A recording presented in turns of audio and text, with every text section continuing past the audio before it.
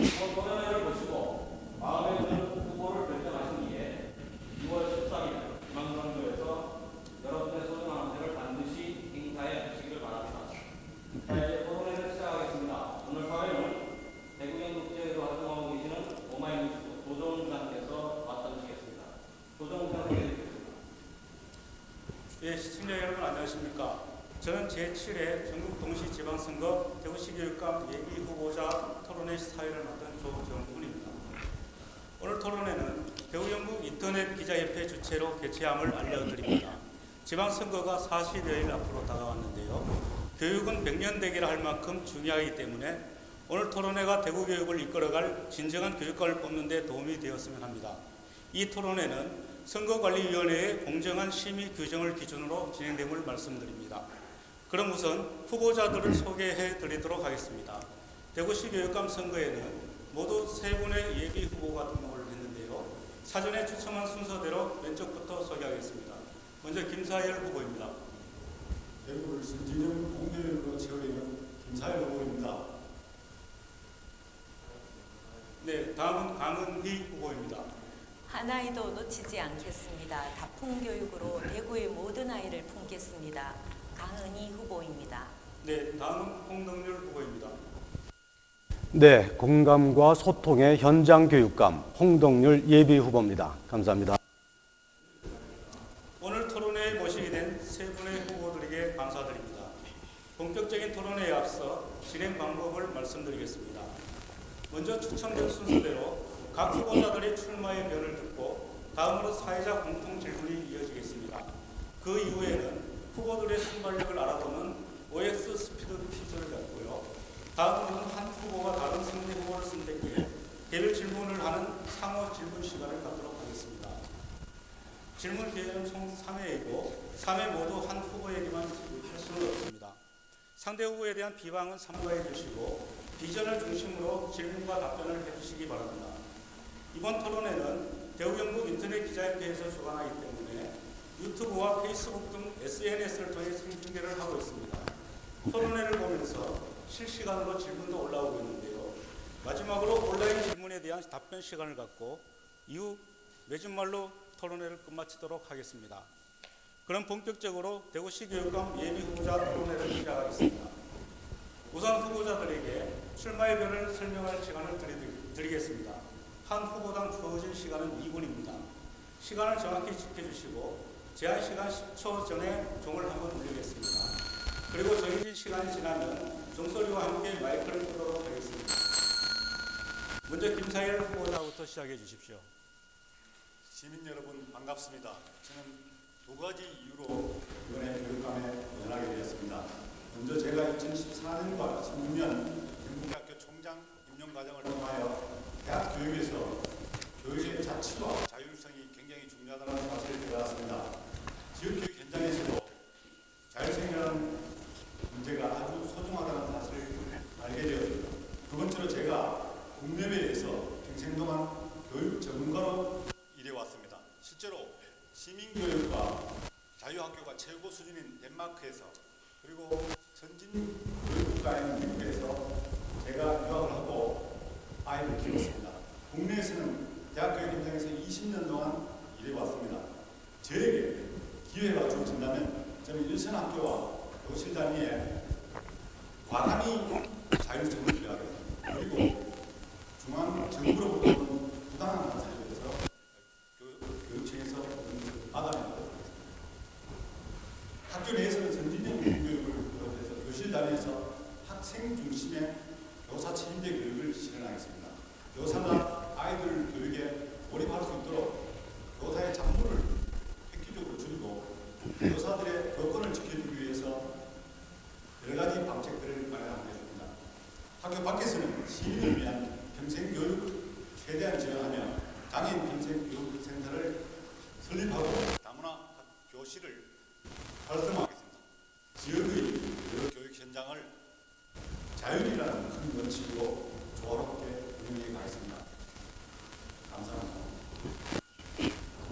네, 다음은 강은희 후보자 말씀해 주십시오. 존경하는 대구 시민 여러분, 교육가족 여러분, 대구시 교육감 예비후보 전 여성가족부 장관 강은희입니다. 저는 사범대학을 졸업해 중고등학교에서 아이를 가르쳤던 현장 교사 출신입니다. 국회의원으로 교육부의 정책을 감사하거나 교육 예산을 심의할 때도 혹은 교육 관련 법률을 만들 때도 현장 출신 교육자로서의 철학과 가치를 담아내기 위해 최선을 다했습니다. 청소년 주무부처 장관으로 청소년 정책을 수립하고 시행할 때도 대구 출신 교육자로서의 사명감을 잊지 않았습니다. 이번에 대구 교육의 새로운 변화와 희망을 위해 이제 여러분과 함께하고 있습니다.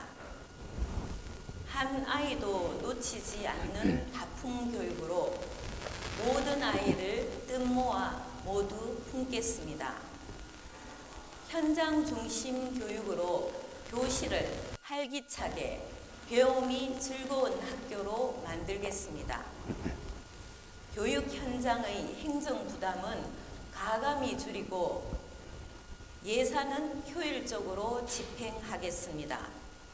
교권을 강화해서 선생님과 아이들이 모두 존중받도록 만들겠습니다. 이제 교육도 평생 교육만 했던 경험으로는 새로운 교육, 미래 교육을 담아내기 어렵습니다. 네, 다음은 홍동률 후보자님 말씀해 주십시오. 잠깐만.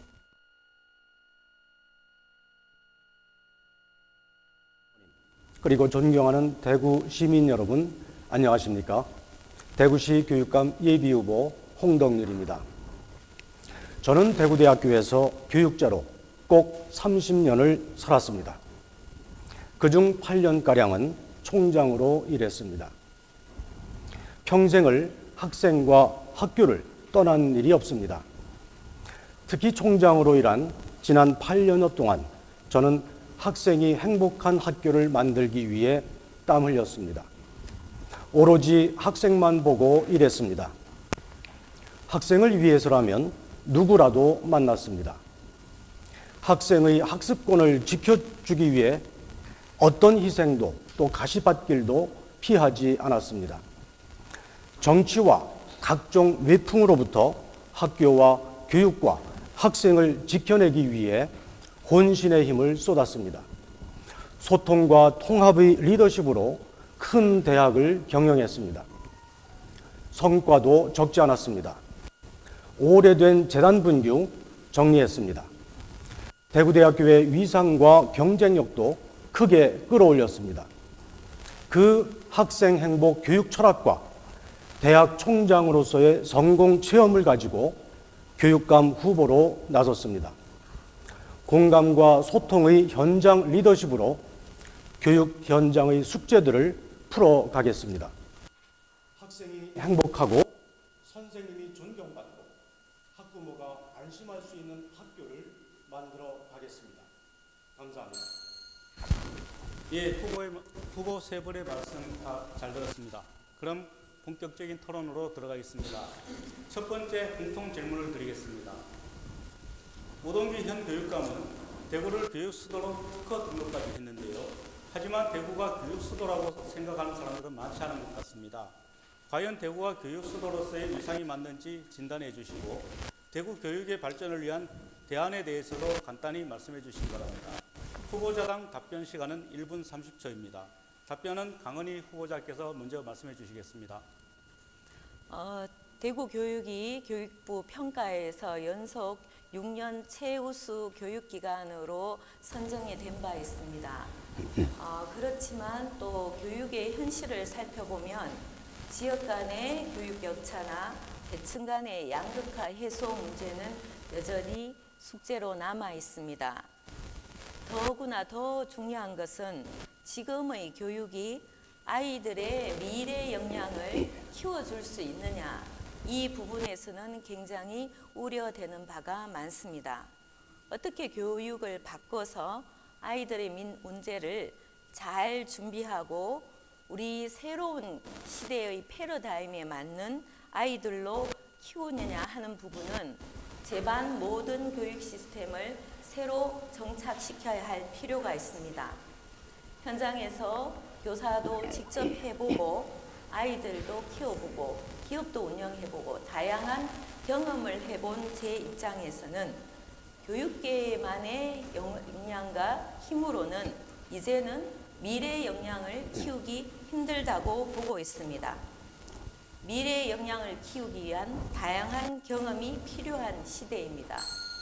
새로운 리더십으로 교육의 방향을 새로운 시대에 맞게 획기적으로 전환하는 게 필요합니다. 네, 다음은 홍덕열 후보자님 말씀해 주십시오.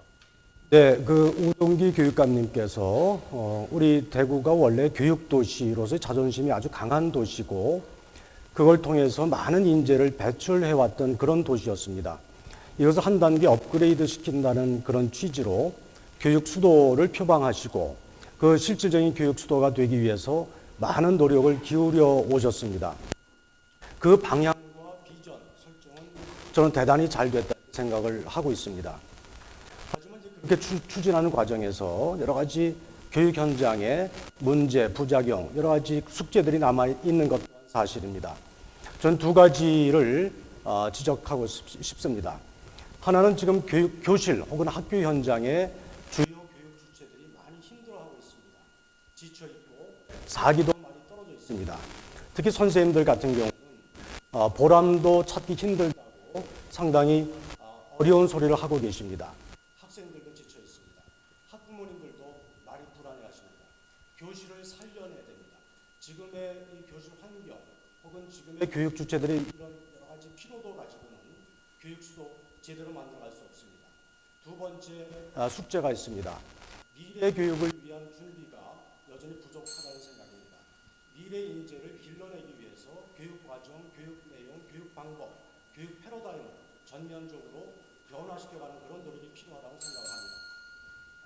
네, 다음은 김사일 후보자님 답변해 주시기 바랍니다. 우동기 교육감이 내것인 교육 수도에 대한 이런 노력들은 외형 수치를 늘리고 또 교육의 방향성을 제시하는 점에서는 상당히 긍정적인 면이 있다고 생각합니다. 그러나 그 교육이 원령이 되는 부분에서 자치에 대한 부분들에 대해서 조금은 보완이 필요하다고 보는데 기본적으로 교육청은 이 교육 자치가 중요한 개념인데 우동기 교육감 시대의 정치권과 문제를 풀어갈 때 교육 자치를 위해서 얼마나 노력했느냐 이런 부분에 대해서 조금 회의를 하고 있고요.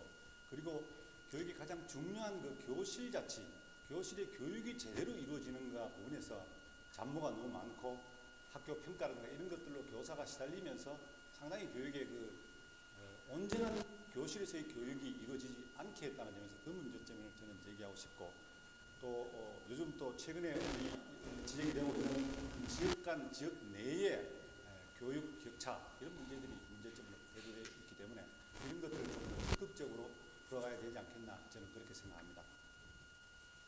네, 새 후보 말씀 잘 들었습니다. 이어서 두 번째 공통 질문입니다. 올해부터 대구에서도 무상교육의 일환으로 무상급식이 확대 시행되고 있습니다. 각 후보들께서는 무상교육 범위를 어디까지라고 생각하시는지 견해를 밝혀 주십시오. 후보자당 답변 시간은 역시 1분 30초입니다. 답변은 홍덕열 후보부터 시작하겠습니다. 네, 무상급식과 관련해서는 사실 대구가 전국의 주요 광역지자체들 가운데서 상당히 수준이 낮은 그런 형편입니다. 단계적으로 지자체와 협의하고 지자체 예산을 더 확보해서 무상급식의 범위를 확대해가는 노력이 필요하다는 생각을 하고 있습니다. 한 말씀 더 드리면 무상급식의 범위를 확대하는 것 외에 급식의 질, 급식의 안전성, 위생 함께 높여가야 된다는 그런 생각을 갖고 있습니다. 지금 사회적 질문에서는 무상교육의 범위가 어떻게까지 가야 되느냐. 저는 무상급식 외에 지금 무상교복이다. 여러 가지 이야기들이 나오고 있습니다만 제 생각에는 교과서 혹은 현장 체험 실습비 이런 쪽에 교육과 직접 관련된 경비를 먼저 우선적으로 무상 확대하는 것이 더 중요하다 이렇게 생각을 하고 있습니다. 그런 연유에 무상교복이라든가 그 외에도 여러 가지 우리가 학부모님들의 재정 부담을 덜어드리는 그런 노력이 필요하다는 이런 생각을 갖고 있습니다. 예산이 따르는 문제이기 때문에 역시 모든 것들이 지자체와의 협의가 원활하게 진행되어야만 가능한 얘기들입니다. 지자체와 누가 더 협의할 수 있고 누가 더 협력을 이끌어낼 수 있는지도 중요한 관건이라고 생각을 합니다. 제가 해내겠습니다. 네, 다음은 김사일 후보자님 말씀해 주시기 바랍니다. 우리나라에서는 무상교육을 중학과정까지 하는 것으로 사회적 합의가 되어 있습니다. 헌법 31조 3항에는 의무교육은 무상으로 한다고 되어 있습니다. 이런 무상으로 하게 되어 있는 의무교육의 부분들이 지금 대부분 좀 늦게 이렇게 하고 있고 수업료 외에 이런 급식의 문제라든가 교복의 문제 이런 것들까지도 사실은 포함이 되어야 되는데 현재 중학과정에 두 가지 다 우리가 결의하고 있고 이런 문제들은 국가가 약속한 헌법적 내용이기 때문에 당연히 접근해서 해결하는 것이 맞다고 봅니다. 이 부분에 물론 당연히 관련되는 예산들은 지자체와 협의가 되어야 된다고 보는데 그 이외에도 저는 고등학교 학생들도 장기적으로 우리나라의 문제가 될 학생들이기 때문에 이런 의무교육을 확대해서 지원을 해주는 것이 맞다고 그렇게 생각하고 있습니다. 네, 다음은 강은희 후보자 답변해 주시기 바랍니다. 사실 예산이 허락된다면 유치원 무상교육이나 고교 무상교육, 중학교 무상급식 이런 부분들을 확대하는 게 바람직하다고 생각합니다. 하지만 현실적으로 전국 강력시도 중에서 7개 강력시 중에서 대구는 현재 6위의 재정 자립도의 형편입니다. 그래서 실제적으로는 지자체가 직접적으로 예산을 투입하는 게 상당히 부족한 상황입니다. 무상교육이 늘면은 순수 교육비는 줄어들 수밖에 없습니다. 궁극적으로 우리 아이들을 어떤 교육 정책으로 잘 키울 수 있느냐 이 부분이 굉장히 교육의 경쟁력을 높이는 데 중요한 역할을 합니다. 지역 간의 교육 격차도 사실 교육에 순수 교육비를 더 투입한다면 줄일 수 있는 부분입니다. 예를 들어서 중학교의 무상급식이 지금 현재 대구는 47%인데요. 100%까지 하려면 300억 정도 더 투입되어야 합니다. 그래서 단기적으로는 무상급식보다는 질을 더 높이고 아이들의 무상교복보다는 생활교복을 도입해서 착한 교복을 하는 현실적인 방법이 필요합니다. 네, 새 후보의 답변을 잘 들었습니다. 마지막 공통 질문입니다. 문재인 정부가 김영란 전 국민권익위원회 위원장을 수장으로 하는 대학 입시제도 개편을 위한 공론화위원회를 운영하기로 했는데요. 기대와 우려가 교차하고 있습니다. 각 후보들께서는 문재인 정부의 교육정책에 대해서 어떤 생각을 갖고 계신지 말씀해 주십시오. 후보자당 답변 시간은 역시 1분 30초입니다. 답변은 김사일 후보자님께서 먼저 하시겠습니다. 문재인 정부의 입시 정책이 그 전 정부와 다르지 않고 매년 이렇게 변화하고 있다는 점에서 많은 지적이 있는데요. 저는 이 부분들은 크게 변화되어야 된다 생각합니다. 입시라고 하는 것은 준비하고 이런 것들을 안정적으로 운영해야지 학생들이나 학부모들이 거기에 대해서 대비할 수 있는데 매년 이렇게 바꿔서 앞으로 4년간 매년 이렇게 입시제도가 바뀐다고 하니까 굉장히 우려스럽고 이 정부도 이런 부분에서 큰 결단을 내려주기를 촉구합니다. 그리고 이런 이 입시제도가 세 가지 교과 전형, 학생부 교과 전형, 학생부 종합 전형, 수능 전형 이 세 가지를 섞어서 한다고 발표를 했고 또 사교육을 유발하는 수시 전형을 대폭 개선한다 이런 얘기를 했는데 실제로 어떤 것을 바꾼다고 해서 사교육이 이렇게 없어지고 이런 문제는 아니라고 봅니다. 장기적으로 국가 단위에서는 선진형 평가, 실제로 교실 바깥에서 평가하는 것이 대학 입시를 주도하지 않고 그것이 결정되지 않도록 하는 입시 제도로 바꿔가는 것이 필요하다고 보고 저는 그런 정책에 대해서도 국가 단위에서 중요한 결정을 해주기를 요청하는 바입니다. 네, 다음은 강은희 후보자 답변해 주시기 바랍니다. 대입 정책은 지속성과 안정성이 굉장히 중요하다고 생각합니다. 현 정부의 입시 정책은 공론화 과정을 거치지 않고 일방적으로 그것도 대학 측에 슬그머니 통보해서 정시와 수시 학대를 조정한 것은 굉장히 큰 문제라고 생각합니다.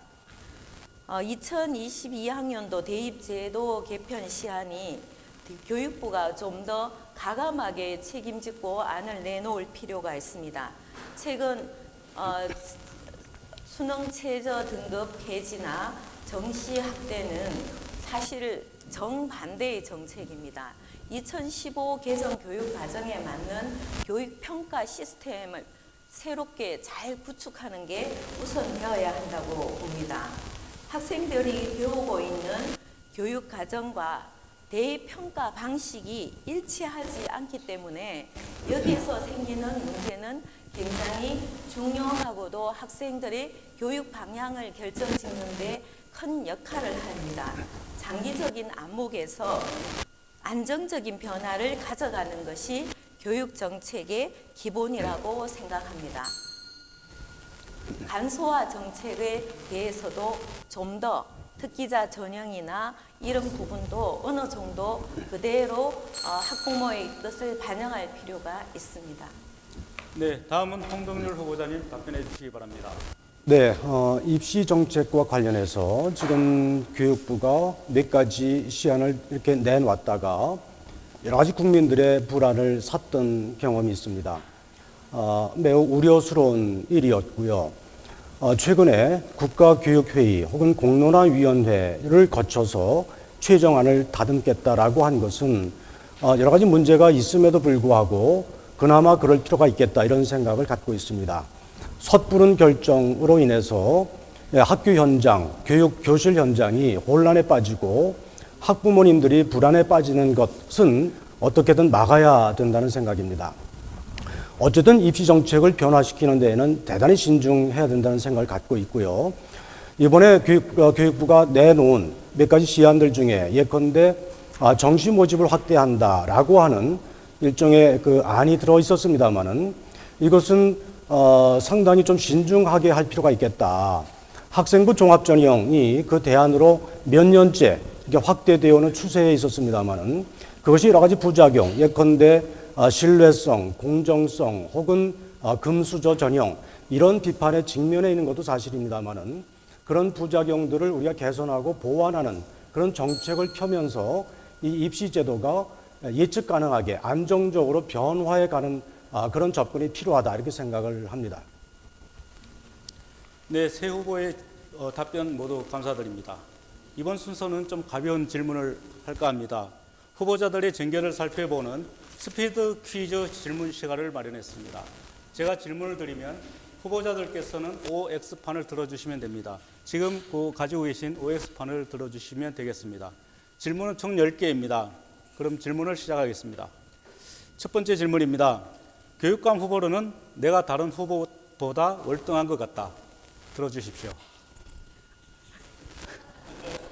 네. 다음 질문입니다.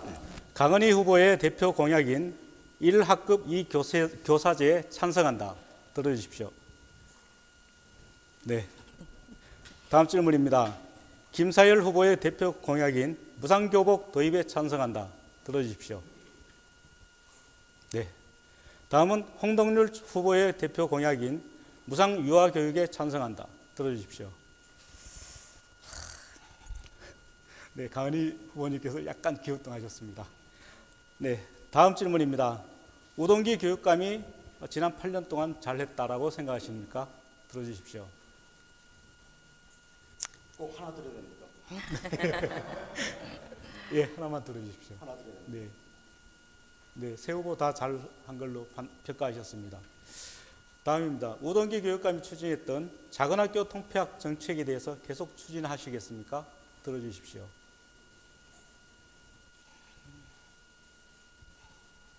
네. 7번째 질문입니다. 학생 인권조례 제정에 찬성한다. 들어주십시오. 이건 질문이 너무나 단순합니다. 네. 그래도 들어야 됩니까? 네, 단순한 질문입니다. 그냥 가볍게 들어주십시오. 네. 저기 주관식으로 좀 내주시죠. 주관식 문제는 차후에 또 하도록 하겠습니다.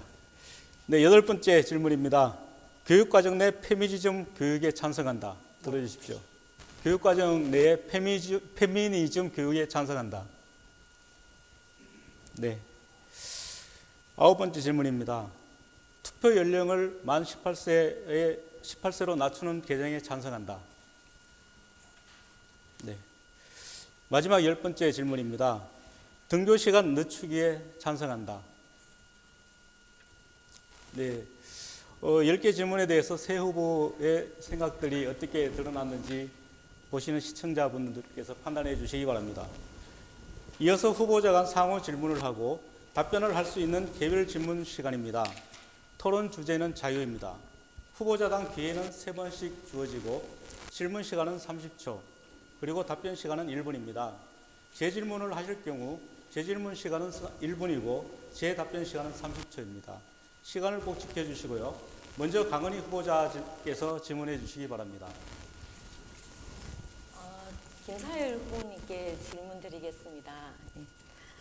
주변에서 김사일 후보님의 10대 공약 중에서 신규 교원 13,000명 정도 충원하겠다, 2교사제를 하겠다고 했는데 실제 유초 중등에서 지금도 또 앞으로 또 좀 이거는 너무 과도한 정책 아니냐 이렇게 많이 고민하고 있습니다. 어떻게 생각하십니까?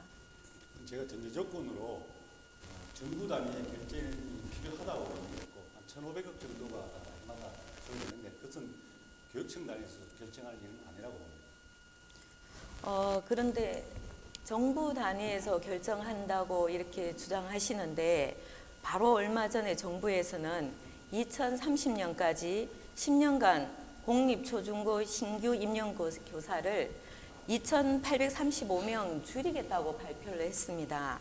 4년 내에 13,000여 명 늘리겠다고 하는 후보의 발상은 모든 것을 중앙정부에 다 맡기고 그렇게 결과가 되면 내가 그것을 받아들이겠다, 이런 공약을 위한 공약이 아닌가 이렇게 상당히 우려스럽습니다.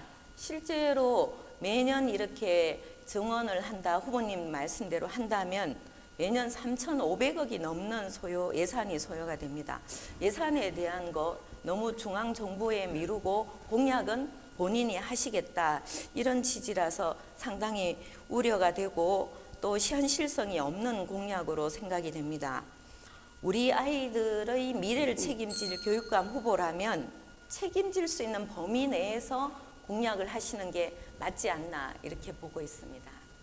물론 공약은 단기적으로 해결해야 될 부분들이 있고 장기적으로 비전을 가지고 해결해야 될 부분이 있는데 현재 문재인 정부조차도 그런 것들에 대한 비전이 공유되지 않고 있어서 좀 안타깝습니다.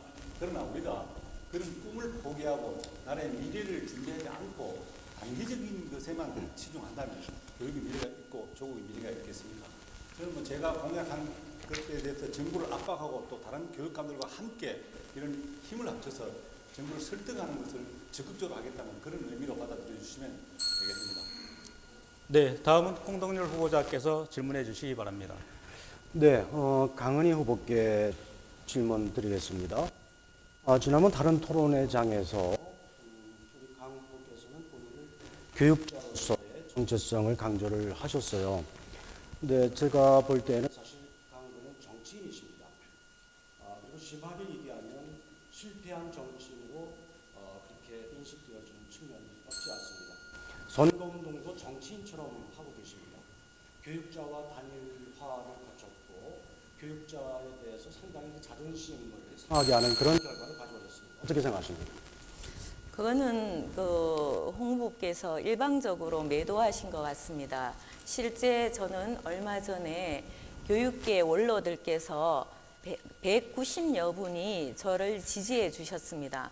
그분들의 지지는 이 대구 교육을 가장 잘 이끌 사람이 누구인지 명확하게 아시기 때문에 현장에서 교단에서 직접 아이들을 가르쳐 봤고 저는 19세 이상이 되는 성인 교육만 하신 두 분과는 좀 다른 결의 교육이라고 생각합니다. 유초 중등 교육은 보편적 교육이고 연구가 아닙니다. 아이들과 현장에서 호흡해 봤던 그런 경험을 원로 교육계에서 인정을 하셨기 때문에 교육자로서의 자질이 무엇보다도 더 강조되고 능력이 있고 인정하셨다고 생각을 합니다. 그래서 이 부분에 맞도록 앞으로도 교육을 위해서 열과 성의를 다하겠습니다. 네, 이어서 질문드리겠습니다. 최근에 이 홍보 공보물입니다. 배포를 하셨는데 제가 이해하는 선거법에서는 사실 당원 병력도 표시하지 못하도록 되어 있습니다. 그 선거 공보물에 새누리당 국회의원을 연임하셨던 경력을 표시하셨습니다. 그 외에도 여러 가지 특정 정당과 연대하거나 혹은 결합해서 선거운동을 하고 있습니다. 이거는 교육 현장의 정치를 끌어들이는 것이고 교육 현장을 분열시키는 선거법에서 교육감 선거법에서 아주 강력하게 하지 못하도록 하는 그런 방식이라고 생각합니다. 교육감 선거답게 정치인처럼 하지 마시고 교육자처럼 선거운동부터 하시면 어떨까 싶은 생각을 갖고 있습니다. 어떻게 하시겠습니까? 저는 후보님께서 제가 일반 유권자를 대상으로 적극적으로 활동하고 교감하고 현장 방문을 하는 것을 그렇게 매도하는 것은 정말 오히려 정치적이신 거 아닌가 생각합니다. 두 분께서는 실제 선거를 통해서 총장을 하셨고 후보까지 되신 분인데 저는 이번이 처음 선거입니다. 그리고 공보물도 선관위에 충분히 협의를 통해서 다 문제가 없다는 확약을 받고 시민들께 공보문을 보내드렸습니다. 네, 다음은 김사열 후보자께서 질문해 주시기 바랍니다. 네, 제가 홍 후보에게 묻겠습니다. 우동기 교육감이 내걸었던 대구 행복 영양 교육이라는 정책이 있는데요. 전시행정으로 일부에서 비판을 받고 어떤 일각에서는 좋은 정책이라는 평가도 받고 있는데 거기서 내건 5가지 요소가 있는데 지적 역량, 도덕적 역량, 사회적 역량, 정서적, 신체적 역량에 대해서 제시했는데 그것이 교육 목표와는 어떤 관련이 있는지 한번 의견을 듣고 싶습니다. 대구교육청에서는 우동희 교육감께서는 인재상을 진취적이고 개방적이고 따뜻한 인간을 길러내는 것으로 설정하셨습니다. 그걸 위해서 행복 역량 교육을 또 천명하셨고 너무 추상적인 행복 역량 교육을 조금 더 구체적인 지표로 나누어서 지금 말씀하신 5가지 지표로 나누어서 교육 과정에 반영하고자 애쓰셨습니다. 저는 그 5가지 지표가 대단히 중요하다고 생각을 하고 있고요. 이런 행복 역량 교육이 대구교육청의 하나의 트레이드 마크처럼 되어 있고 상당히 방향은 잘 잡혀 있다. 이렇게 통한 행복 역량 교육이 학교 현장에서 교실 현장에서 선생님에 의해서 학생들에게 제대로 전달되고 실질적으로 행복 역량이 제고되는 효과를 가져오는 게 중요하다 이렇게 생각하는데 이 점에서는 좀 미흡한 점이 없지 않나 이걸 보완해야 된다 이렇게 생각합니다. 예, 상당히 공감할 수 있는 대답을 해주시는데요. 실제로 교육 전문가들의 철학자들의 의견을 들어보면 이 지금 5가지 요소 중에서 지적 역량에 해당하는 부분만 실제로 교육 목표가 될 수가 있고 다른 것들은 교육의 그 결과로 파생되는 문화적인 것들이기 때문에 이런 것들을 평가하는 것은 적절하지 않다 이런 지적도 있습니다. 그것에 대해서는 어떤 생각을 가지고 계시는지요? 그렇게 생각할 수도 있죠. 하지만 여러 가지 그 교육이라고 하는 것은 학생이든 교육 과정이든 교육의 결과든 사실 평가를 안 하고 지나갈 수는 없습니다. 그 평가가 주관적 평가인지 객관적 평가인지 정량 평가인지 정성 평가인지 여러 가지 평가 형태가 있을 수 있지만 그런 평가라고 하는 그런 과정 툴 없이 교육이 그냥 주먹구구식으로 갈 수 없기 때문에 이런 식의 지표화 노력은 필요하다. 물론 늘 문제가 있을 수 있지만 그걸 보완하는 노력도 함께 해야 되겠죠. 네, 다시 가은희 후보자께서 질문해 주시기 바랍니다. 김사열 후보님께 질의드리겠습니다. 후보께서 주장하시는 선진형 공교육으로 교실 자치를 실현하고 선진형 환경을 만들겠다, 이렇게 또 덴마크식 자유교육학교를 만드시겠다고 하는데요. 뜻은 좋지만 실제적으로 이걸 어떻게 하시려고 하시는지 말씀을 부탁드리겠습니다. 뭐 제가 내건 선진형 공교육이라고 하는 것은 사실은 공교육을 정상화하는 것을 제가 다른 말로 붙인 말인데, 그것들을 다른 선진국에 있는 것들을 모델을 가져온다 이런 뜻은 아니고, 우리나라의 그 기반에 맞게 선진적 모델들을 고민해서 그것들을 창안해서 하겠다 이런 뜻으로 내건 얘기입니다. 실제로 뭐 교육의 본령이 되는 교실 자치 부분이 우리 지역에서 잘 안 되고 있기 때문에, 그런 것들을 저는 교육의 원칙으로 돌아가서 문제를 풀어가는 것이 맞다고 봤기 때문에, 교사들에게 그런 업무들을 경감시키고 교육 현장에서 학생들에게 몰두하게 하는 이런 교육의 근본으로 돌아가는 것을 제가 주장했습니다. 그것이 선진형 지금 공교육의 가장 중요한 부분이라고 봤고, 그 외에도 사실은 그런 선진형에 대한 것들은 교육의 목표라든가 이런 것들이 다 지금보다 더 어드밴스된 걸 말하는 것이죠. 제가 들어도 다시 말씀을 들어도 이해가 좀 되지 않습니다. 교실 자치는 또 어떻게 하시고, 또 아까 말씀하셨던 1학급 그 교사를 한 명 더 추가하시겠다고 하는 부분도 국가적 차원에서 중앙정부에서 하면은 마땅히 좋겠지만, 실제 중앙정부에서 앞으로 장기적인 교원 수급 대책을 하고 있습니다. 이것은 그냥 국가가 하는 게 아니라 우리 아이들의 숫자와 장기적으로 교원 수급은 다 긴 안목에서 해야 되는데, 이거를 그냥 단순히 국가가 하지 않겠다, 미래를 포기한 듯한 정책으로 몰아가는 것은 현실을 너무 모르시고 하는 말씀이 아닌가. 그래서 우리 선진형 공교육에 대한 대책도 좀 더 구체화해야 된다고 봅니다. 답변해 주십시오.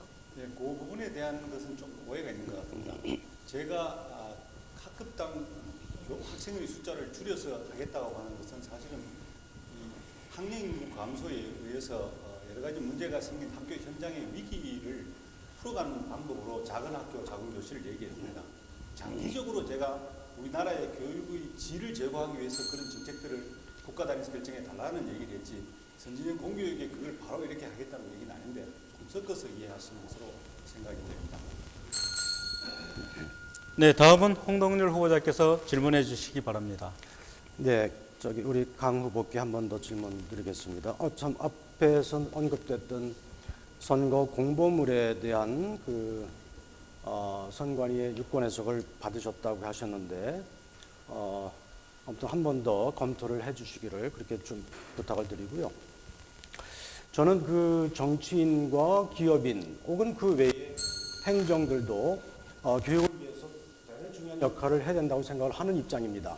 강 후보께서도 교육을 지원해주는 역할을 정치인에서 하시는 게 더 좋지 않았을까 이런 생각을 하고 있는데 어떻습니까? 교육은 마땅히 교육자들의 몫이라고 생각할 수 있습니다. 그런데 앞으로 미래 시대를 보면은 단순하게 교육 현장에만 있어서 우리 교육이 사회적으로 필요한 모든 요구 사항을 다 들어주기는 저는 어렵다고 봅니다. 아이들의 미래 역량을 키우는 입장에서 본다면은 지금 산업화 물결도 굉장히 격동적으로 변하고 있습니다. 이 변하는 격동 속에서 우리 아이들을 어떻게 키울 것이고, 외풍으로부터는 어떻게 막을 수 있고, 예산은 어떻게 확보하고, 지자체하고는 어떻게 효율적으로 소통하느냐의 문제는 그냥 교육 현장에서 대학 교육에만 몰두하신 분들과는 저는 상당히 결이 다르다고 생각합니다. 여러 가지 종합적인 능력을 합쳐서 교육으로 다시 그 역량을 집중한다면 우리가 풀지 못하는 교육의 많은 부분을 저는 자연스럽게 잘 풀 수 있다고 봅니다. 다른 부분은 우리가 다 토론해봐야 되겠습니다만, 정말 정말 조심해야 되는 것은 정치인이 교육을 직접 맡는 것에 대해서만큼은 우리가 상당히 신중해야 됩니다. 교육감 선거에서 정당 공천을 하지 못하게 하는 것, 일정 기간 당적을 가지면 출마 자격조차 안 주도록 하는 것, 그것이 그런 취지라고 생각합니다.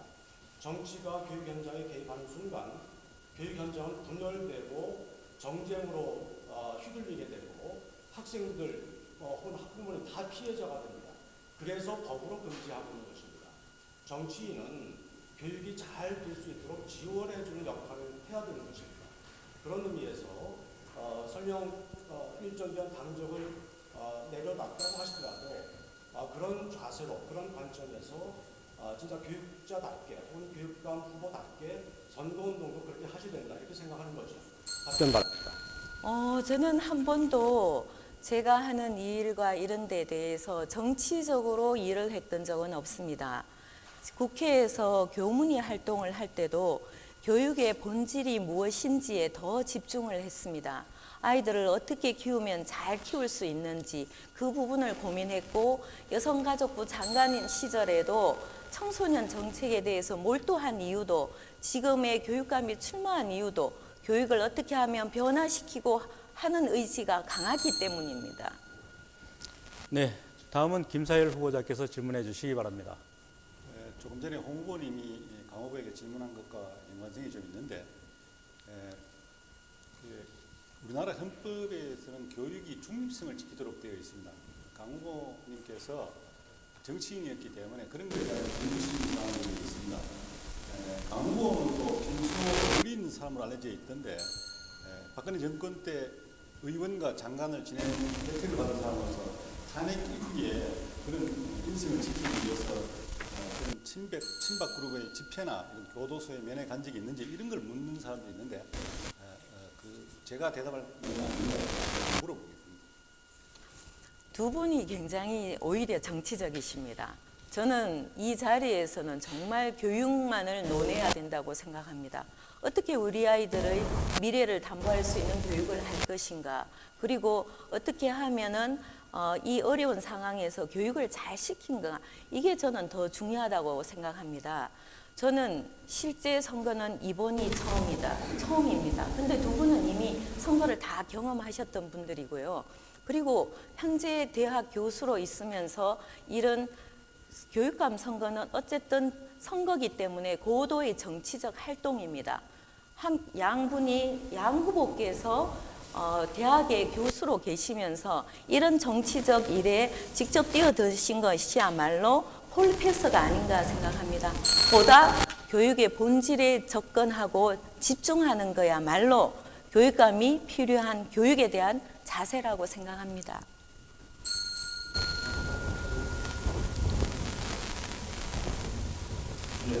사실은 그렇게 대답하시니까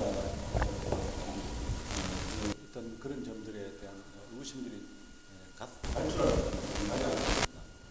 실제로 우리 어떤 지역에서도 만약에 그런 것이 강 후보님이 말이 맞다면 정치인 출신들이 교육감이 그 예가 등장하고 실제로 방금 그걸 얘기하는 실제로 그렇지 않고 그런 현실적인 부분이 실제로 헌법을 작동하고 있는데 오히려 교육계에서 나온 교육 전문가인 교수들에 대해서 그런 얘기를 하시는 건 조금 공감하기가 좀 어렵습니다.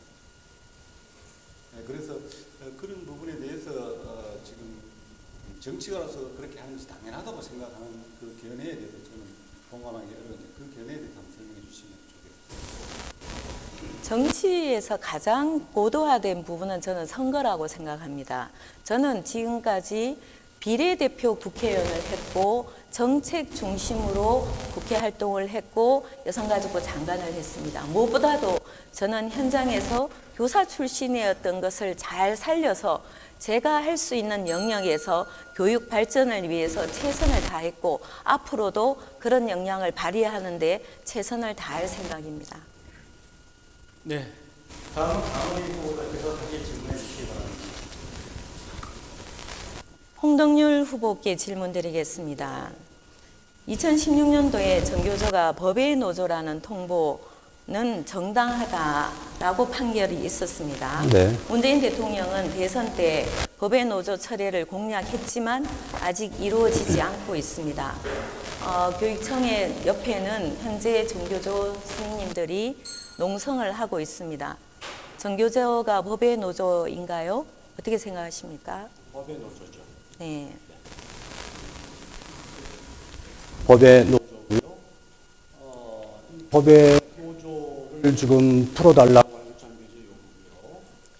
이것은 법으로 결정되어야 되는 사안이기 때문에 사실 교육감이나 혹은 뭐 장관조차도 사실 문신의 폭이 별로 없다고 생각을 합니다. 이것은 어차피 법의 결정을 기다리고 있었던 사안이었던 만큼 법의 결정에 따라야 된다고 생각을 합니다.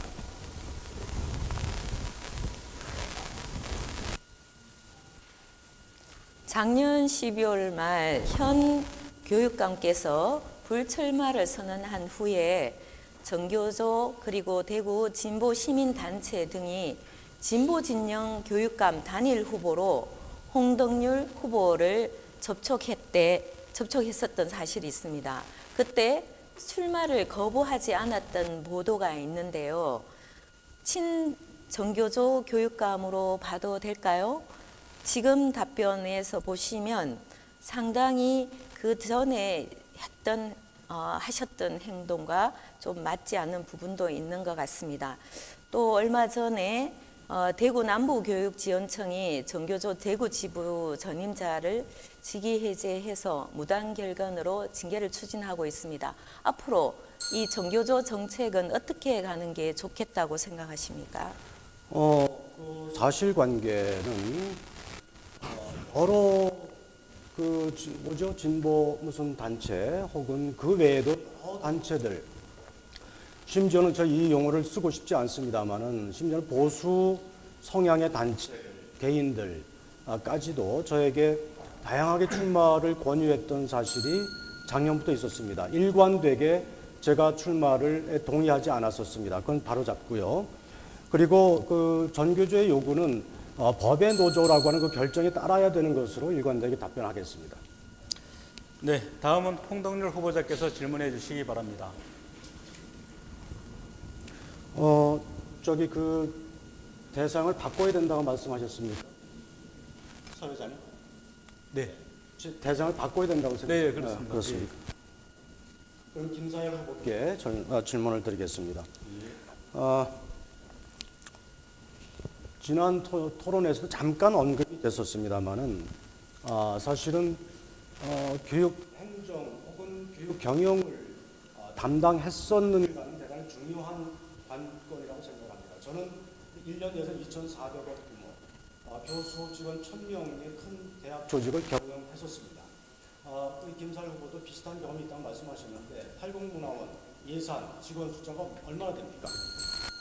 물론 이제 예산 규모는 적지만 그 대상이 되는 것이 결과적으로 동부 주민 전체 수십만 명이 대상이 되고, 대학에서도 교수의 예산은 적지만 전체를 우리가 다루는 대상의 전체 대학 예산 전체를 우리가 다루고 이렇게 되기 때문에 그런 것들을 우리가 실제로 그 기관에 쓰는 예산의 규모로 가지고 행정력에 대해서 판단하는 것은 맞지 않다고 봅니다. 저는 그 행정적인 것은 기본적인 이런 일관되게 공유되는 것들이 있고, 그런 것들을 이해하고 나면 그런 것들이 전문가들이 포진해 있는 교육청에서 교육의 그런 목표라든가 교육의 여러 가지 방향들을 공유할 수 있는 리더십을 가지고 그렇게 리드할 수 있다면 교육 행정을 풀어가는 데는 큰 문제가 없다고 봅니다. 뭐 실제로 국가 단위의 장관이나 이런 역할에도 행정가들이 실제로 가는 경우도 있지만 그렇지 않은 경우가 훨씬 많기 때문에 그런 지적은 받아들이기 어렵다고 생각합니다. 네, 저는 어떤 일을 언제 했느냐 못지않게 중요한 것이 그것을 통해서 그 사람의 역량 혹은 여러 가지 자세, 관점, 실력, 성적, 성과들이 검증되는 것이 중요하다고 생각하고 있습니다. 이 공인의 경우에 저는 대학 총장을 하면서 무수히 많은 날들을 밤새면서 고민했던 적이 있었고, 책임도 졌었고, 감사도 받고, 여러 가지 평가도 받고, 이런 일들을 해봤던 경험이 있습니다. 사실 그냥 어떤 사회 단체나 아니면 책임지지 않는 단체를 운영했던 것을 그것을 행정의 경험이라고 얘기하는 것은 논리적으로 비약이다 이렇게 생각을 하고요. 이건 예컨대 강은희 후보께서도 장관을 한 것이 중요한 것이 아니고 그 장관을 어떻게 어떤 관점에서 어떤 일을 어떻게 했느냐가 대단히 중요하다는 생각을 갖고 있거든요. 그런 점에서 그 일의 내용에 대해서 시민들이 유권자가 검증할 수 있는 기회가 중요하다 이렇게 생각합니다. 네, 다음은 김사열 후보자께서 질문해 주시기 바랍니다. 제가 누구의 이거는 사실 김사열 후보 조금 답변이 필요한 거예요. 네, 아니요, 질문 시간인데요. 질문 시간인데 지금 그 강은희 후보한테 2번 질문을 했기 때문에 홍동열 후보한테 질문할 수밖에 없습니다. 아니 후보가 질문 안 했는데. 지금 이렇게 돌아가면서 3번 질의를 하는데요. 예. 지금 후보님께서 강은희 후보님한테 2번 질문하셨습니다. 그래서 이번 마지막 순서이기 때문에 홍동열 후보한테 질문을 할 수 있습니다. 그것도 대답을 요구했는데 제가 대답을 안 하고 지나가는. 그 대답하시면서 질문하셔도 됩니다. 예.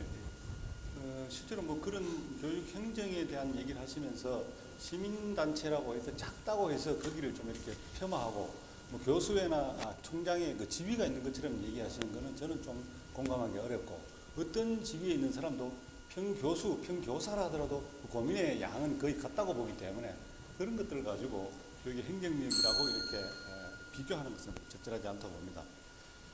문재인 정부 교육 정책과 관련해서 고교 학점제라는 것이 있는데 2022년부터 실행이 되는데 대구 교육청 수준에서 어떤 준비를 해야 되는지 홍 후보에게 묻습니다.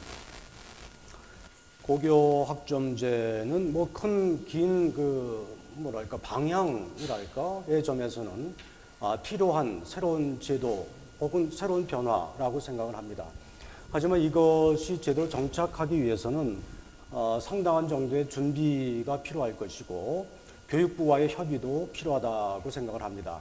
그 기본적인 취지와 그 방향에 대해서는 앞으로 오는 시대가 4차 산업혁명 시대가 사실은 많은 학생들의 다양한 진로, 꿈, 다양한 끼, 다양한 개성, 적성을 이렇게 발현시켜 줄 수 있는 그런 교육 과정, 교육 내용으로 가야 되는 것은 아주 기본적인 요건이기 때문에 그렇게 가기 위한 하나의 제도적인 장치로서의 의미를 갖고 있다.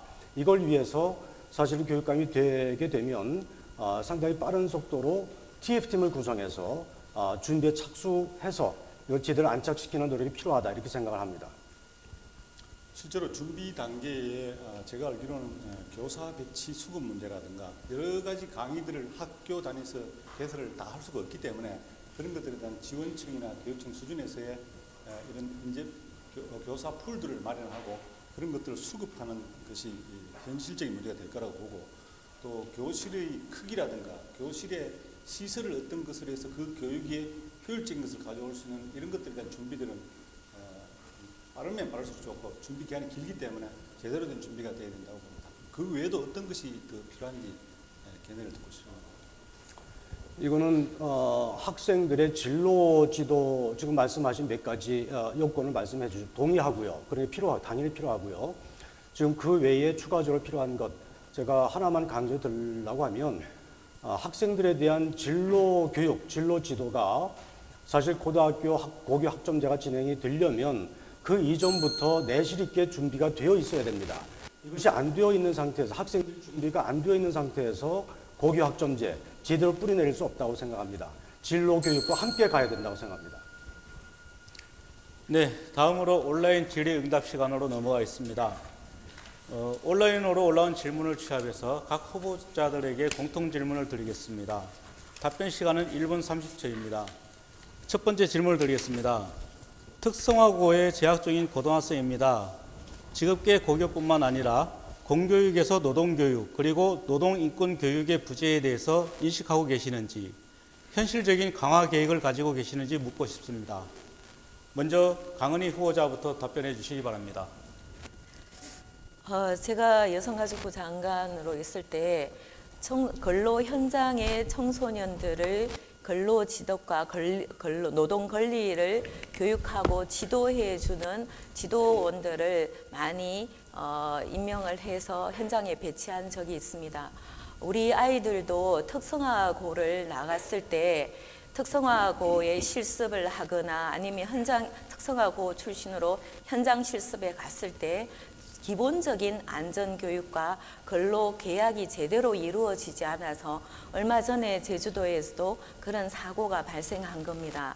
앞으로 우리나라의 교육 기조로 봤을 때 특성화고나 마이스터고의 정책은 향후에도 지속 가능해야 되는데 어린 학생들이 현장에서 제대로 근로에 대한 교육, 노동에 대한 교육을 받고 그다음 일방적으로 자기의 권리가 침해당하지 않는 근로교육이 노동인권교육이 꼭 필요하다고 보고 있습니다. 이런 부분에 대해서 특성화고나 마이스터고에 이런 관련된 교육의 제반적인 권리 교육을 시켜주고 학생들이 자신을 보호할 수 있도록 정책을 펼치는 게 중요하다고 생각합니다. 네, 다음은 홍동률 후보자 말씀해 주십시오.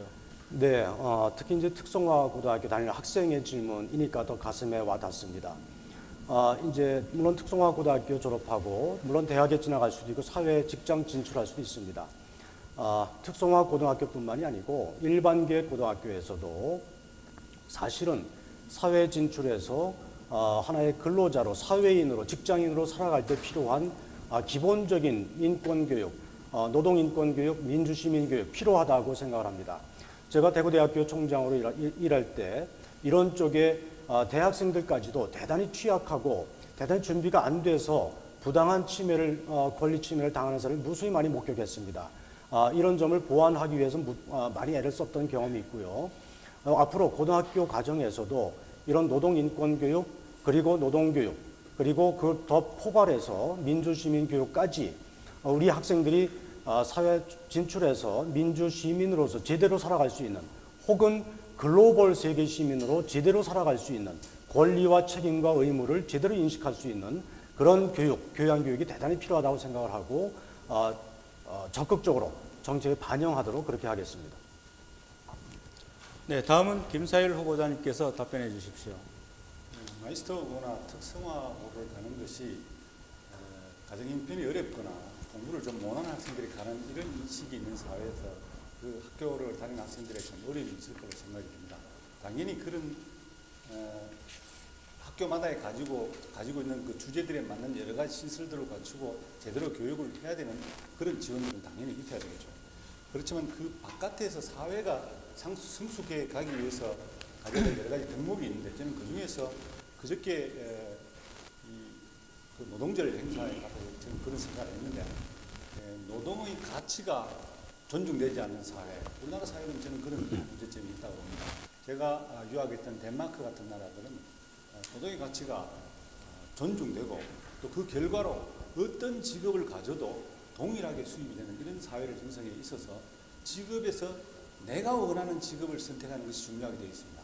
우리나라는 사회적 성숙이 아직 미숙하기 때문에 성숙도가 미숙하기 때문에 어떤 직업을 선택해야 되는 좋은 직업이 정해져 있다는 사실이 그 진로 적성 교육과 이렇게 어긋나 있습니다.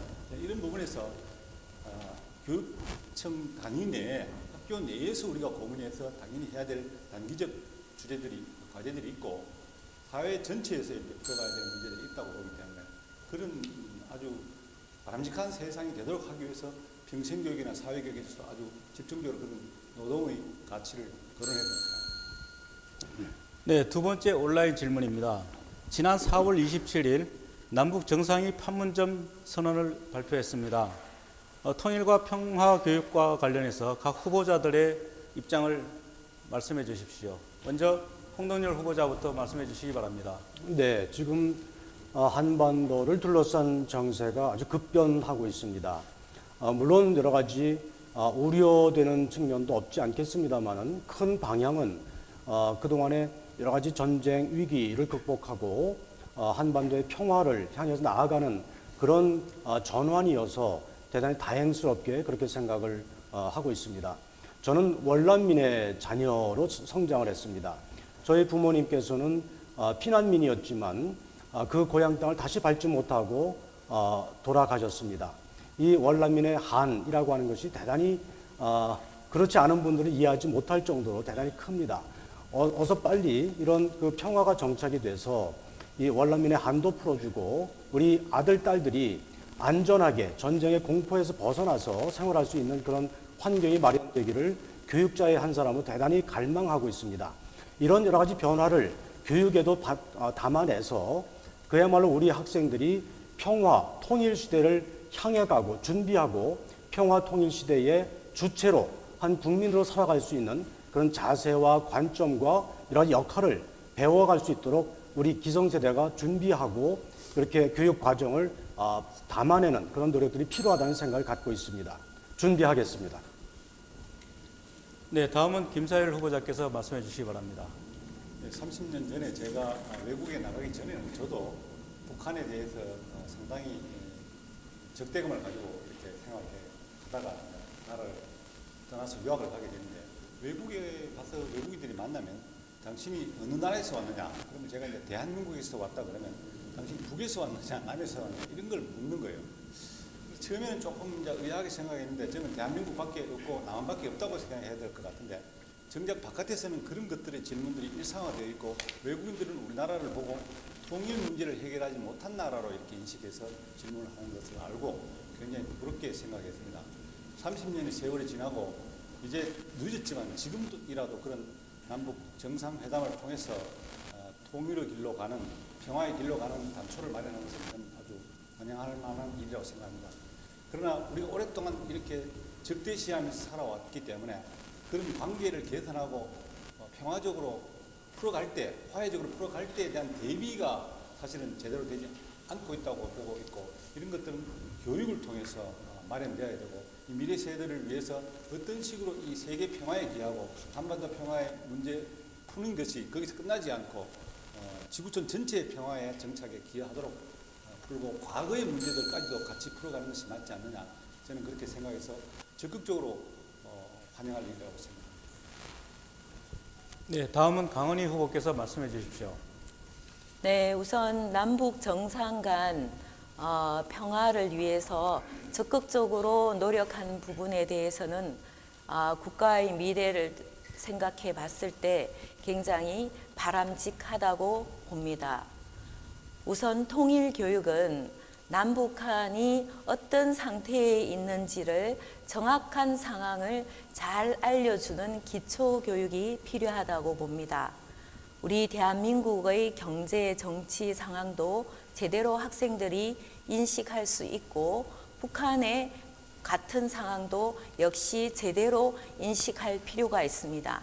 그리고 향후 한 민족으로서 통일을 가져가려면은 우리가 각각의 위치에서 어떠한 역할을 해야 되고 미래를 위해서 우리 학생들이 준비해야 될 것은 무엇인지 제대로 알려줄 필요가 있습니다.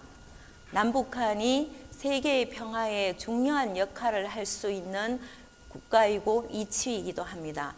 하지만 이러한 부분이 아이들에게 제대로 교육되지 않고 설명되지 않는다면 또 다른 오류를 범할 수도 있기 때문에 양국의 상황에 대해서 정확한 인식을 하고 한 민족으로서 왜 통일이 필요한지 제대로 된 통일 교육을 실시해야 될 필요가 있습니다. 네, 마지막 온라인 질문입니다. 교육 토론에는 특정 정당 정치 이야기가 배제되기를 바랍니다. 이런 이야기를 하셨는데요. 그러면서 각 후보님들께서는 진보 후보이신지 보수 후보이신지 이런 부분에 대해서 좀 성향을 좀 말씀해달라 이런 질문이 있었습니다. 이 질문에 대해서 먼저 김사일 후보님께서 말씀해 주십시오. 저는 출마할 때에 진보냐 보수냐 이런 것들을 떠나서 저는 교육의 중립적 가치를 헌법에서 보장한 대로 가겠다고 했고 우리가 교육 현장에서 필요로 하는 교육 현장에 도움이 되는 것이 있다면 진보적인 것은 보수적인 것은 받아들일 용의가 있다 이렇게 말씀을 드렸습니다. 지금도 그 생각은 변함이 없고 제가 뭐 정당 활동을 한 적도 없고 정치에 관여한 적도 없습니다. 그래서 그런 교육의 현장에서는 실제로 어떤 경우에는 보수적인 상황이 있을 수 있고 어떤 경우에는 진보적 상황이 있을 수 있습니다. 그런 상황에 맞게 아까 우리가 얘기를 나눴던 대로 무상교복이라든가 이런 의무교육에 대한 부분들은 사실 진보적 스탠스를 가지는 것이 맞다고 합니다. 그렇지만 인성교육이라든가 가정교육이라든가 이런 것들에 대해서는 역시 보수적인 가치가 우선이 되어야 되기 때문에 그런 가치들을 따르는 것이 저는 현실적으로 맞다고 보는 거죠. 뭐 그게 제 기본적인 생각이기 때문에 여기서 답을 마치겠습니다. 네, 다음은 강은희 후보께서 말씀해 주십시오. 교육에 있어서 중립적 가치는 우리 교육의 미래를 이끌어가는데 굉장히 소중한 가치입니다. 교육을 이념의 장으로 몰아가거나 어떤 특정 정치적 성향이 교육 현장에서 영향을 미치게 된다면 우리 교육의 미래를 담보하기에 굉장히 어려웠다고 봅니다. 하지만 현재 실질적으로 교육 현장에서는 상당히 이러한 부분이 아이들에게 영향을 미치고 있기 때문에 앞으로도 교육의 중립적 가치는 굉장히 소중하다고 생각을 합니다. 다만 우리가 좀 더 생각을 해봤을 때 교육을 어떻게 변화하느냐는 관점에 봤을 때 진보적으로 변화한다고 하면은 교육을 너무 급격하게 바꾸어서 교육 현장에 혼란을 초래하는 경우가 많이 있습니다. 이런 부분을 감안해서 교육의 혁신은 깨야돼 현실의 바탕이 되고 교육의 점진적 변화를 통해서 아이들을 한꺼번에 한 곳으로 내몰아치고 교육이 실험의 대상이 되어서는 안 된다는 입장에서는 교육의 보수적 가치에 동의하는 편입니다. 앞으로도 교육은 더욱더 변화하고 역동적으로 해야 되고 아이들은 정말 순수하게 교육의 역량을 발휘할 수 있도록 제대로 보살펴줘야 된다고 봅니다.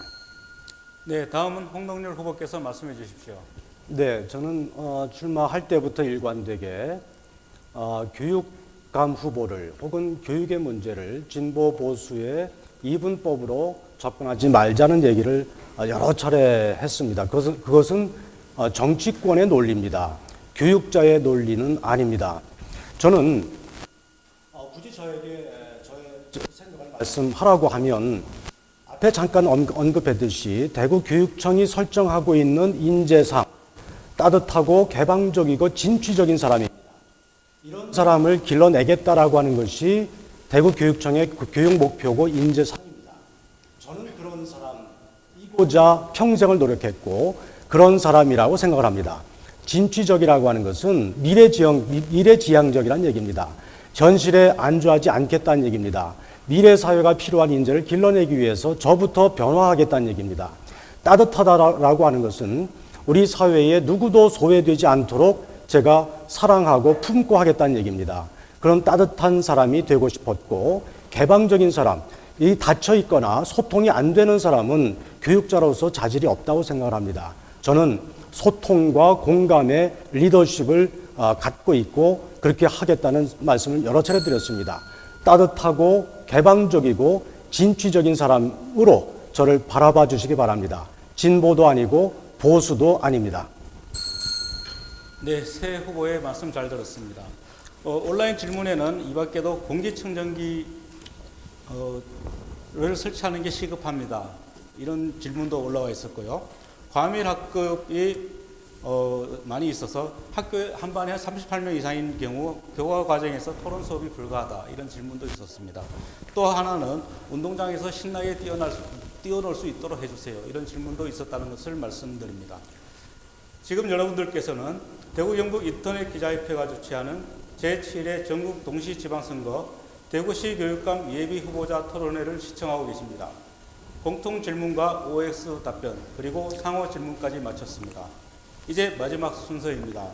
지금까지 열띤 토론을 벌여주셨는데요. 앞선 토론에서 미진했던 부분이나 또 보충하실 부분이 있으시면은 한 후보당 2분씩의 기회를 드리겠습니다. 먼저 강은희 후보부터 말씀해 주십시오. 네, 저는 교육의 본질은 아이들을 가르치고 키우는 것이라고 생각을 합니다. 현장에서 교사를 해봤습니다. 중학교, 고등학교에서 담임 선생님을 했습니다. 청소를 할 때면 먼지 나는 아이들과 함께 뒹굴면서 성장을 하는 것을 지켜봐 왔습니다. 그런 바탕이었기 때문에 국회에 가서도 여성가족부 장관이 되어서도 우리 청소년의 미래에 대해서 현장에서 다양한 경로를 통해서 정책을 수립하고 열심히 일을 해왔습니다. 우리 청소년의 아픔을 현장에서 누구보다도 절절하게 절감했고, 이런 청소년들이 정말 더 많이 발생하지 않고 더 이상 있어서는 안 되겠다는 마음으로 교육 현장으로 돌아오려고 하고 있습니다. 정치적이라고 생각하시는 분들이 다소 있을 수 있지만, 어떤 이 사람이 제가 했던 일들을 살펴보면은 정말 많은 교육 정책을 법으로 만들었고, 법으로도 안타까움을 해결할 수 없었던 부분들을 이제는 교육 현장에 다가가려고 하고 있습니다. 여러분들께서 많이 고민하고 있는 교육 문제를 현장에서 교사의 자율권을 더 높이고 교육 정책을 꾸준히 실천해 준다면, 어떤 한두 개의 지표에 의해서 교육 정책이 흔들리지 않도록 해준다면 우리 교육은 반드시 미래의 희망이 될 수 있다고 생각합니다. 여러분, 좋은 교육감을 선택해 주십시오.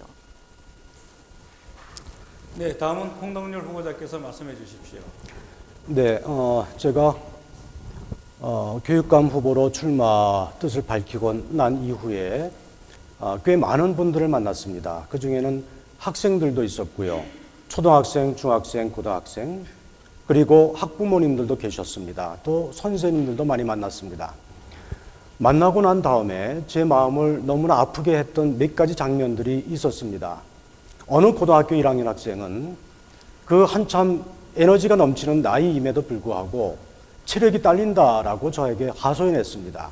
너무 힘들다는 겁니다. 체력이 뒷받침되지 않는다는 얘기입니다.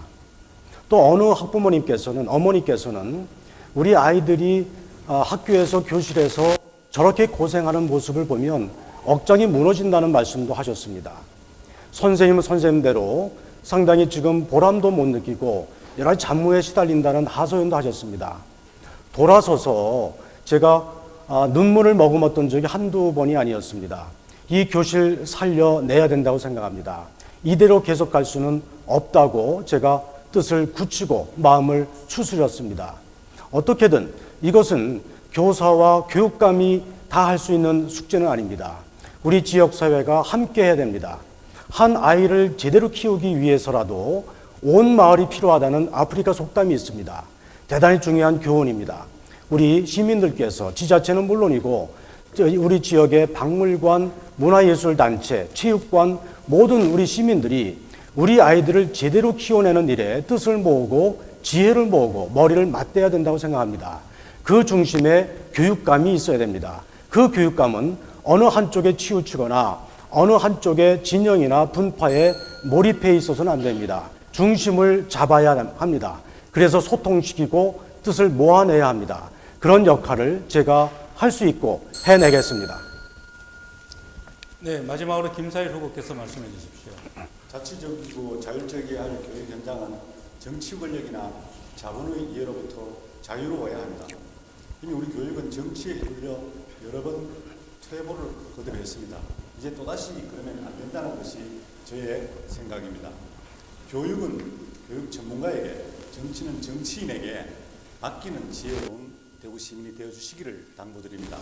평생을 오직 교육 하나만 바라보고 온 제가 시민 여러분이 함께해 주시면 대구 교육을 확실하게 바꾸겠습니다. 한 사람의 댐데미를 보려면 그 사람이 어떤 삶을 살아왔는지 발자취를 보면 잘 알 수가 있습니다. 정말 번지르르한 디자인으로 그럴듯하게 포장되어 있는지, 준비도 없이 높은 자리에 있었다는 경력 하나만 믿고 교육감에 도전하는 것은 아닌지 대구 시민의 자존심을 걸고 찬찬히 살펴보시기를 권유합니다. 학교와 교사는 학생의 학력을 높이기 위하여 최선을 다해야 합니다. 아이들 재능 하나하나를 찾아내고 그 재능을 키울 수 있도록 책임을 다해야 합니다. 김사일이 교육감이 되려는 이유는 학교와 교사, 학생과 학부모가 스스로 결정하는 교육 현장을 만들고자 이 자리에 섰습니다. 우리 아이들, 대구의 아이들이 표정이 달라졌다는 그 소리를 저는 꼭 듣고 싶습니다. 그것이 바로 교육의 힘이자 교육의 결과라고 저는 생각합니다. 선진형 공교육 도입을 통한 교실 자치를 실천해 대구 교육의 출발 원점으로 삼겠습니다. 시민 여러분 함께해 주십시오. 감사합니다. 네, 시청자 여러분 어떻게 보셨습니까? 오늘 토론회가 앞으로 4년간 대구 교육을 이끌어갈 교육감을 뽑는데 많은 도움이 되었으면 합니다. 지금까지 대구 경북 인터넷 기자협회가 주최한 대구 교육감 예비 후보자 토론회였습니다. 내일 오후 3시에는 경북 교육감 예비 후보들을 모시고 토론회를 갖도록 하겠습니다. 내일도 많은 관심을 부탁드리고요. 시청해주신 시민 여러분들에게 감사드립니다. 오늘 토론회에 참석해주신 새 후보님에게도 감사의 인사를 드립니다. 이것으로 대구시 교육감 예비 후보 토론회를 마치겠습니다. 안녕히 계십시오. 감사합니다.